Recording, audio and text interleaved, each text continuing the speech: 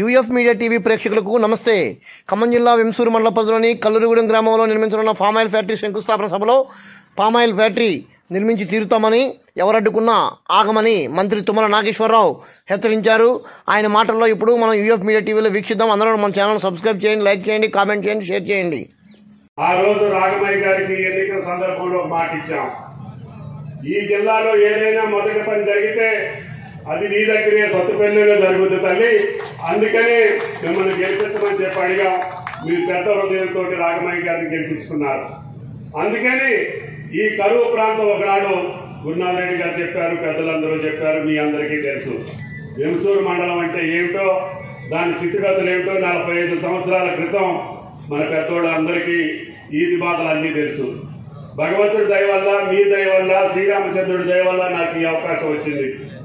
అందుకని తమ్మినేరు నీళ్లతోటి పాటు కృష్ణా జలాలు కూడా మీకు రావాలని చెప్పి ఎత్తిపోతల పథకాన్ని ఏర్పాటు చేసి, ఆనాటి పెద్దలు ఈ రాష్ట్రాన్ని పరిపాలించినటువంటి వెంకటరావు గారు శంకుస్థాపన చేసింది కానీ, సిద్ధారెడ్డి గారు శంకుస్థాపన చేసినటువంటి ఎన్టీఆర్ కాలువ కానీ పూర్తి చేసి 20 సంవత్సరాలు మీ పంటలు పండించాం.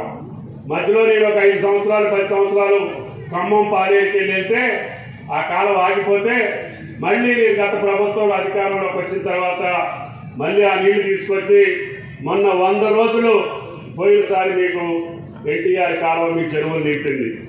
ఈ రోజున గోదావరి పక్కన నీళ్లు లేవు కానీ మీ వెంసూరు చెరువులలో నీళ్లు ఉంటుంది అంటే అది ఎన్టీఆర్ దయ, ఈనాడు రేవంత్ రెడ్డి గారి యొక్క దయ అని చెప్పి కూడా మీకు ఈ సందర్భంగా మనం చెప్తున్నాం.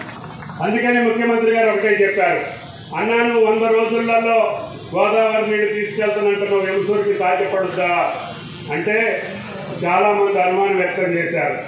అయ్యా 9 కిలోమీటర్ల కాలువలోకి వస్తే వైరా రిజర్వాయర్లోకి వస్తాయి, అక్కడి నుంచి లంకాసాగర్ కూడా వస్తాయి, తల్లాడ మండలం, పెనుబెల్లి మండలం, కల్లూరు మండలం, వెంసూరు మండలం సాగర్ నీళ్లు రాకపోయినా నేను ఈ ఉగాది పండుగ రోజున ఒకే ఒక హామీ ఇస్తున్నా, రేపు జూన్ మాసంలోనే మీ పొలాలకు నీళ్లు వచ్చేటటువంటి బాధ్యత ఈ ప్రభుత్వాన్ని, రేవంత్ రెడ్డి గారి ప్రభుత్వాన్ని అని చెప్పి ఈ సందర్భంగా మనం చెప్తున్నాం.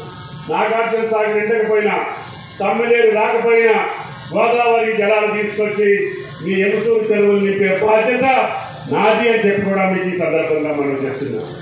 ఇందాక డాక్టర్ గారు చెప్పారు, నా జీవిత లక్ష్యం గోదావరి జలాలు ఖమ్మం జిల్లా 10 నియోజకవర్గాల్లో పారాలి, 10 లక్షల ఎకరాలు పసిడి పంటలతో తొలతోగాలి, ఆ పంటలు రైతుకు లాభదాయకంగా ఉండాలి, ఆ పంటలు పండించినటువంటి రైతు గుండె మీద చేసుకొని భరోసాతో ఉండాల్సినటువంటి స్థితిని ఈ తెలంగాణ రాష్ట్రం కల్పించాలని చెప్పి ముఖ్యమంత్రి గారికి చెప్పడం జరిగింది. ముఖ్యమంత్రి గారి పెద్ద హృదయంతో కొంతమంది అడ్డుపడ్డా, కొంతమంది కాదని చెప్పినా, ఇంజనీర్లు ఒప్పుకోకపోయినా ఆయన శాంక్షన్ చేశారు. తప్పకుండా పని పూర్తి చేశాం. ఈ రోజు గోదావరిలో ఎప్పుడు నీళ్లు వచ్చినప్పుడు మొదటి రోజు జూన్లోనే మీకు వస్తాయి ప్రాణహిత, అదేవిధంగా ఇంద్రావతి సాగాలి, మీ వెంసూరు చెరువులు నిండుతాయని చెప్పి కూడా మీకు ఈ సందర్భంగా మనం చెప్తున్నాం. ఈనాడు తిరుమలాయపాలెం పాలేరు నియోజకవర్గానికి పాలేరు నది రాకపోతే కృష్ణా జలాలు తీసుకొచ్చాం. దానికి కూడా మీకు మాత్రమే గోదావరిని కూడా అనుసంధానం చేసే ప్రక్రియ జరుగుతుంది అని చెప్పి కూడా మీకు ఈ సందర్భంగా మనం చెప్తున్నాం. ఖమ్మం జిల్లా ఈ రోజు అన్ని జిల్లాలు చూసి, రహదారులైనా ఖమ్మం జిల్లాను చూసి నేర్చుకోవాలి, పామాయిల్ తోటలైనా ఖమ్మం జిల్లా రైతాంగాన్ని చూసి నేర్చుకోవాలి, సంస్కృతి సంప్రదాయాలు రాజకీయ నిబద్ధతలు కూడా ఖమ్మం జిల్లా నాయకులు చూసే తెలంగాణ రాష్ట్రమే కాదు పక్క రాష్ట్రాలు కూడా నేర్చుకునే స్థితికి మనం సంయమనంతో వెళ్ళాలి. కొంతమంది అక్కడక్కడ ఉంటారు, ఉన్నా కానీ మనం బాధపడొద్దు, ఆపడానికి ప్రయత్నం చేసేవాళ్ళు ఉంటారు, మనల్ని నిరుత్సాహపరచడానికి ఉంటారు, ఈ పనులు జరగకుండా చూడాలని కోరుకునేవాళ్ళు కూడా ఉంటారు. వాళ్ళని లెక్క చేయకుండా ధైర్యంగా రైతుల కోసం, సామాన్యుల కోసం, బడుగుల కోసం, బలహీన వర్గాల కోసం, రైతాంగం కోసం ఈ భగవంతుడు ఇచ్చినటువంటి పదవి, ఈ ప్రజలు ఇచ్చినటువంటి పదవుల్ని వాళ్ళకి సేవ చేసేదానికే ఉపయోగపడాలి. ఎన్ని కష్టాలు వచ్చినా, ఎందరు కాదన్నా, ఎందరు అడ్డం వచ్చినా తప్పకుండా పనులు పూర్తి చేస్తానని చెప్పి కూడా మీకు ఈ సందర్భంగా మనం చెప్తున్నాం. ఎమ్మెల్యే గారు మొదటిసారి అడిగింది, అయ్యా వెంసూరులో ఎగ్జిట్ లేకపోతే ఈ నియోజకవర్గంలో ఎక్కడో ఆంధ్ర ప్రాంతం జంగారెడ్డిగూడలో దిగి రావాలి, లేకపోతే ఎక్కడో కల్లూరు అవతల దిగి రావాలంటే కల్లూరులో ఒక ఎగ్జిట్ ఇచ్చాం, వెంసూరు కూడా ఒక ఎగ్జిట్ ఇచ్చాం. మీరు ఖమ్మం నుంచి రేపు కరెక్ట్ గా 33 నిమిషాల్లో ఖమ్మం కలెక్టరేట్ నుంచి సొత్తుపల్లికి వస్తారని చెప్పి కూడా మీకు ఈ సందర్భంగా మనం చెప్తున్నాం. అది కూడా ఎన్నో రోజుల్లో లేదు. స్వాతంత్ర దినోత్సవం రోజున జెండా లేపి ఎమ్మెల్యే గారు కలెక్టరేట్ నుంచి 33 నిమిషాల్లో సొత్తుపల్లికి వచ్చి మీ జెండా కూడా లేపుతారని చెప్పి కూడా మీకు ఈ సందర్భంగా మనం చెప్తున్నాం.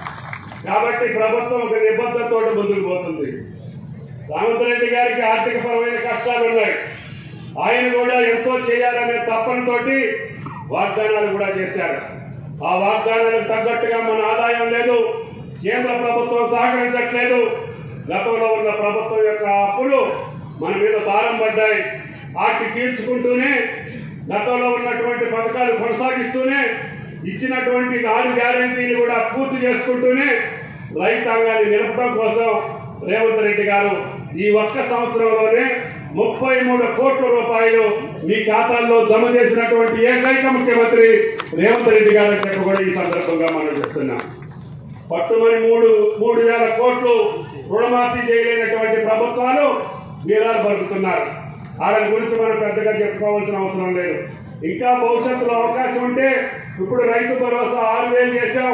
భవిష్యత్తులో ఈ 3-4 సంవత్సరాల్లో భగవంతుడు దయచేసి మీ పంటలు పచ్చగా పండి ఈ రాష్ట్రానికి ఆదాయం వస్తే తప్పకుండా రేవంత్ రెడ్డి గారి మాట నిలుపుకుంటామని చెప్పి కూడా మీకు ఈ సందర్భంగా మనం చెప్తున్నాం. రైతు భరోసాయే కాదు, రైతు బీమానే కాదు, రుణమాఫీనే కాదు, రేపు భవిష్యత్తులో పంటలకు కూడా బీమాని కట్టి ప్రతి ఎకరానికి ఆ బీమా డబ్బులు పంట నష్టపోతే వడగళ్ళ వాన కావచ్చు, కరువు కావచ్చు, వాన కావచ్చు, దేనికి నష్టపోయినా ఆఖరికి తెగుళ్లతోటి నష్టపోయినా కూడా ఆ రైతుకి నష్టపరిహారం ఇచ్చే బాధ్యతని తెలంగాణ ప్రభుత్వం తీసుకుంటుందని చెప్పి కూడా ఈ సందర్భంగా మనం చేస్తున్నాం. కాబట్టి కష్టాల్లో ఉన్నటువంటి ప్రభుత్వం చేసేటటువంటి ఈ యొక్క డబ్బులు ఉచిత కరెంటు కాకుండా, అదేవిధంగా ఇరిగేషన్ పెట్టినటువంటి 20,000 కోట్లు కాకుండా మీ ఒక్క శాఖ మీదనే రైతులకి డైరెక్ట్ గా ఇచ్చిన డబ్బులే 33,000 కోట్లు. ఇంకా ఎంతవరకు చేయగలిగితే అంతవరకు చేస్తాం. రాఘవరెడ్డి గారు ఈ ఆయిల్ ఫెడ్ ఇంకా అభివృద్ధి చేసి ఈ నెలలో ఆయన గారికి, ఎండి గారికి విజ్ఞప్తి చేస్తున్నా, 21,000 రూపాయి కూడా తగ్గకూడదమ్మా. ఏం చేస్తావో ఎట్ట చేస్తావో రేపు అంటే రేపు 30వ తారీఖు అంతేనా, ఇవాళ 30, రేపు సాయంత్రానికల్లా 21,000 దాటిచ్చే బాధ్యత చైర్మన్ గారిది, ఎండి గారిది అని చెప్పి కూడా మీకు ఈ సందర్భంగా మనం చెప్తున్నాం. భగవంతుడు దయదలిస్తే అది పెంచుకుంటూ పోవాలి. నా రైతు ఆనందంగా ఉండాలి, సుఖంగా ఉండాలి, సంతోషంగా ఉండాలి. అడవులు కోల్పోయినటువంటి ఈ తెలంగాణ మళ్ళీ పచ్చగా పరిమళిల్లాలి, ఆరోగ్యవంతమైనటువంటి తెలంగాణ రావాలి. అందుకని హార్టికల్చర్ వ్యవసాయం చేయండి.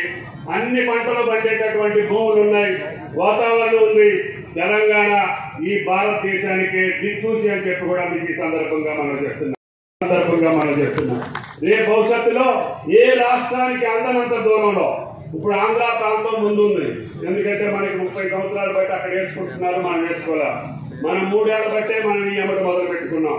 కాబట్టి ఈ 3 ఏళ్లలోనే ఆంధ్ర ప్రాంతానికంటే ఎక్కువ వేసి సుమారు 10 లక్షల ఎకరాలు ఈ టర్మ్ లోనే వేయాలి, ఇంకొక 10 లక్షల ఎకరాలు ఇంకొక టర్మ్ లో వేయాలి. ఈ రాబోయే 10 సంవత్సరాల్లో 20 లక్షల ఎకరాలైన ఆయిల్ ఫామ్ సాగు చేస్తే తెలంగాణ వస్తుంది. దొంగలు ఎత్తుకుపోని పంట పండుద్ది. ఈ పంటని కాదు, ఎండ వచ్చినా ఏం కాదు, ఏదైనా విపరీతమైనటువంటి రాళ్ళవాడ చూసినా కూడా ఈ పంటకి నష్టం లేదు. ఇప్పుడు ఇబ్బంది పెట్టే వానరుల వల్ల కూడా ఈ పంటకి ఇబ్బంది లేదు. కాబట్టి దయచేసి రైతులు మళ్ళీ ఆలోచన చేసుకోండి.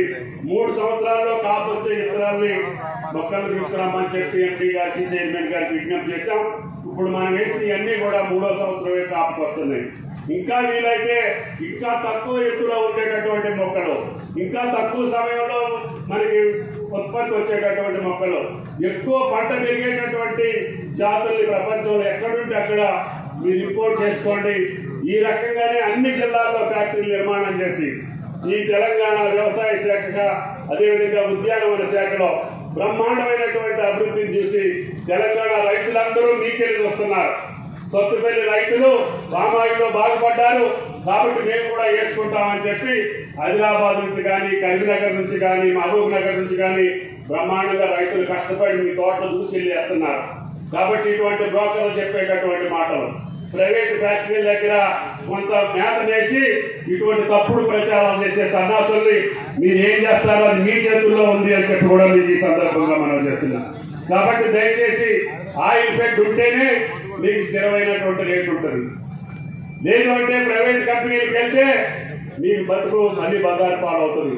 అందుకని నేను ఆ రోజు ఎన్టీ రామారావు గారి దగ్గర చెప్పి చంద్రబాబు గారి ప్రభుత్వంలో కూడా ఈ ఆయిల్ ఫెడ్ ప్రైవేటైజేషన్ కాకుండా ప్రభుత్వ పరంగానే ఉంచాలనేది మీకోసం, మీ భవిష్యత్తు కోసం తప్ప నా కోసం కాదు అని చెప్పి మీకు ఈ సందర్భంగా మనం చేస్తున్నాం.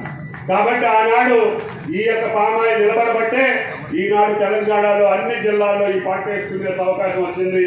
తప్పకుండా ఈ పంటను కాపాడుకుంటూ, ఈ రైతుల యొక్క భవిష్యత్తును కాపాడుకుంటూ ఆయిల్ ఫెడ్ ఉద్యోగస్తులు ఆమె గారికి పూర్తి అధికారాలు ఇచ్చాం. మంచి అధికారం తెచ్చుకోండి. అన్ని జిల్లాల్లో కూడా మన ఆయిల్ ఫెడ్ ని స్థాపించండి. ప్రతి జిల్లాలో ఏ ఫ్యాక్టరీకి ఎక్కువ ఓఈఆర్ వస్తే ఆ రేటే వచ్చేటట్టుగా తీర్మానం చేసి కేంద్ర ప్రభుత్వానికి పంపించండి. తద్వారా ఈ తెలంగాణలో ఏ ఫ్యాక్టరీలో ఎక్కువ ఓఈఆర్ వస్తే ఆ పర్సెంటేజ్ రేటే కట్టి మన రైతులకి అందరికీ అదే రేట్ ఇచ్చేటటువంటి అవకాశాన్ని తీసుకుంటామని చెప్పి కూడా ఈ సందర్భంగా మనం చేస్తూ